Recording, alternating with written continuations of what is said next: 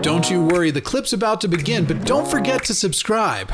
Or else. Don't make me turn this website around. Let's put on Nick, who has another one of those topics that doesn't drive us crazy. Nick from New Jersey, hello. Howdy, Nick. Hey guys. Wow. I'm really surprised I actually got picked up. I'm a huge fan. But we like you, Nick. That's why we did it. You are our favorite caller of the day. We made you wait just a little bit longer because we knew how awesome your call was going to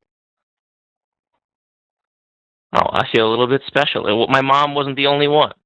I do feel special. All right. Sorry, I told your mom to say that. I follow a lot of Christian content as an atheist because I'm curious as to what new Christians are talking about, and I've noticed this trend. I don't know if this is just me or this is just I don't know. Maybe let's say I don't know if this is me, but I've noticed a lot of the time I've been hearing this new borrowing from the Christian worldview thing, and it triggers me to no end. And I want to know if you guys have any thoughts about that. Let's give you some copium. That is my very favorite. Go ahead, Zon. Let him have it. Oh, yeah, this is one of those things. It's not quite as bad as you're making a category error, but it gets me a little bit irritated and ready to shut down on the conversation. I guess I would ask, what are your initial thoughts about it? Just your knee-jerk reaction before we delve into it too far. Me or him? Oh, I'm sorry. I'm talking to Nick. Nick, what are That's what I thought. Go ahead, Nick. Yeah. Oh, I don't know. It seems to me all the things that when it's brought up by, I think Frank Turek has brought it up, and I think, if I'm not mistaken, Glenn Scrivener brought it up or referenced something like it in conversation with Matt on Unbelievable Christian radio show. I could be mistaken. I think most of the focus from that discussion was. Oh, go ahead. Oh, okay. Yeah, I don't know. It seems just wrong at face that you would say that morality is being borrowed as if Christianity were the first and only religion, like as if it's this dichotomy between Christianity and then atheism. That happened today. All these other religions also claiming that happened today on the Atheist Experience, Nick. There was a caller who, while they didn't use the very simplified version of you are borrowing everything from the Christian worldview. He was talking about the necessity of religion in general and suggesting that all of these things, morality, community, etc., stem from religion. And I'm like, no, they stem from us as human beings. Religions co-opted and borrowed them because if you want to force human beings to work together and have some sort of coherence, then you find the things that unite them, lump that together in a bucket, make that your platform, and then once they're bought in on that, you add in the other stuff, which is the divisive stuff, which is, yes, we all like mustard on our hot dogs, but some people like ketchup, and those people are evil and they're going to hell. That's how you start by getting agreement. Hey, you're a smart fella, aren't you? And you don't believe that the earth is flat, do you? Well, buddy, have I got news for you. In the same way that the earth's not flat, you should totally vote for Donald J. Trump. That's how it goes. You start with the thing we agree on, and then you try to inject something divisive. Western law is not based on the truth. And you just Sorry, I was responding. You just see it constantly circulated. Like I see one apologist do it, and then I notice 10 other apologists start doing it. It is very common. An obvious point. It's not new. Clear. Go ahead. Yeah, I get it thrown at me a lot on Twitter and in random conversations. And there are a lot of ways you could go with it.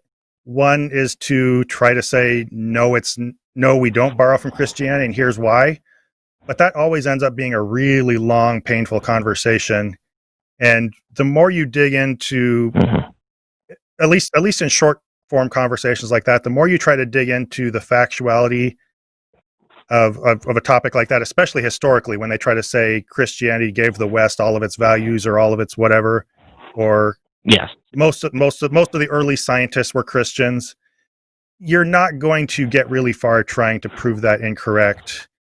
So what I generally try to do is ask, what is the value of this argument to begin with? What are we going to prove by trying to show that it came from Christianity? And how does that inform what we do moving forward? With science, for example, if they want to try to claim that science came from Christianity, if that's one of the things we're supposed to have borrowed from it, then I say, okay, I don't really care if a society that happened to be Christian gave us some form of science. We could argue that back and forth and not get anywhere. My question is, how do you go about good science, or how do you go about morality, if that's the conversation you want to interact with, and what should that look like? You can come up with science. Science has never made progress through somebody praying or having a prophecy or just taking something out of the Bible. It always comes from a certain methodology. So screw the question of what social group it came from. What is the methodology? What does it look like? And what do good results look like? And whether it's science or morality or anything else they say we're borrowing from Christianity, let's just set that aside and see what good results look like and try to get there. That's just generally my approach.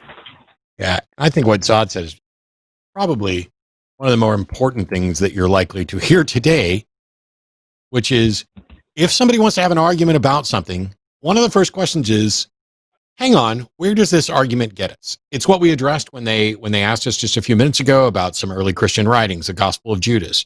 Okay, we can have a big, long argument about Gospel of Judas, but at the end of the day, if we agree or disagree, what has fundamentally changed about the world? And so the same thing is true if they're going to say, oh, you borrowed this from Christianity. I don't think I borrowed anything from Christianity. But even if I did, nobody's saying that everything that has ever been attached to Christianity is false. Like every other religion, it is about us as human beings. And so there are guidelines in there, et cetera. There are things that you can reach. And so if we're going to have a discussion about, did I borrow it from the Christian worldview? Even if the answer is yes, yes, I absolutely borrowed that from the Christian worldview. On Sundays, we're eating nachos with cheese, and we're just going to call it a Eucharist dip.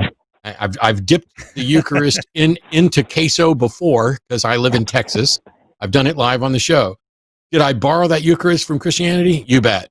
Does that mean that Christianity is true? Nope.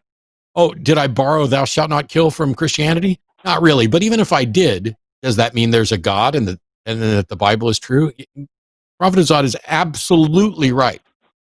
Figure out whether or not the conversation has any hope of being productive at all. And if it doesn't, move on to the ones that do, because we got some big fish to fry.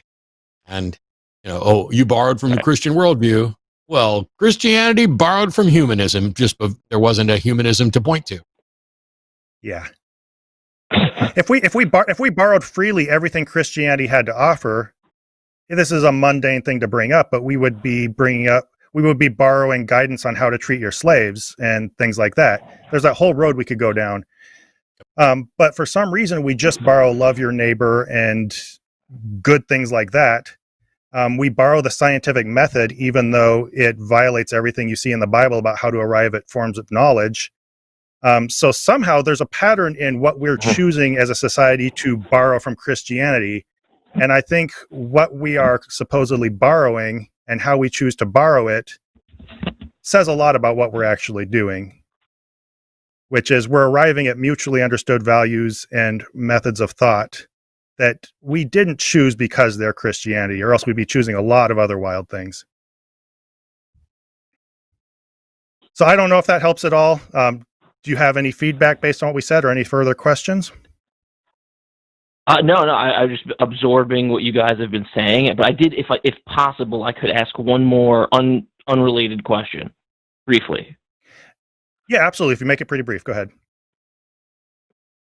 Okay, I just wanted to just gauge whether or not, since not believing in God, if you guys have gotten actually a deeper appreciation for the biblical the Bible as literature, and not drop the religious baggage. That's it.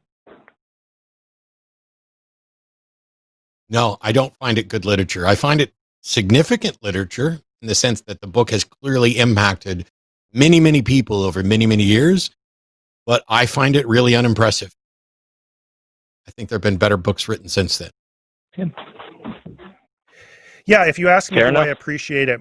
If you ask me, do I appreciate it more, I'd have to give the same answer as Matt. in that I don't find it better now. I think I have a more nuanced, clear understanding of what it is, and I can maybe see some symbolism and stuff that I spoiled by taking literally before. Like the story of Jacob and Esau. There could be all kinds of symbolism in that if you allow it to be a symbolic story. The moment you try to take a fundamentalist reading to it, it becomes absurd garbage. And so in that way, some stories became richer and more interesting to me. But especially having been an English teacher and read all kinds of literature in the process of going to school for that, even as I was still a believer, I started to recognize, at least on some level, the Bible is not really fantastic literature. It's pretty shallow. The things that I appreciate about it from a literary standpoint, and I have no expertise here, but the things that I do appreciate about the Bible, I appreciated that when I was a believer and appreciated it as largely literature. And I'm in agreement here with Zod that, once you remove the literal aspect of it, it's not that the literature gets better. It's that now the literature is unhindered by baggage. And so you can look at it and say, here's some ancient people's attempt to talk about the human condition, given their flawed understanding and their limited availability of resources and their completely absent, non-existent understanding of the human psyche and psychology. But I had that appreciation once upon a time. Yeah.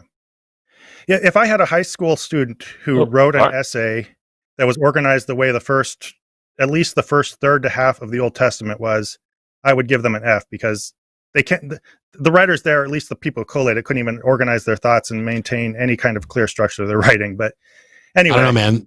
Those begats are like poetry. Yeah. And it always helps to randomly bring up an injunction to... Yeah, it's always good to randomly bring up the Sabbath in between other things, no matter what. But anyway, we're going down a rabbit trail there. Nick, we're going to let you go unless you have anything further. I appreciate your call. No. And thank you for bringing up a very interesting topic. Thank you guys a lot, and rock on. Thanks, Nick. Thank you.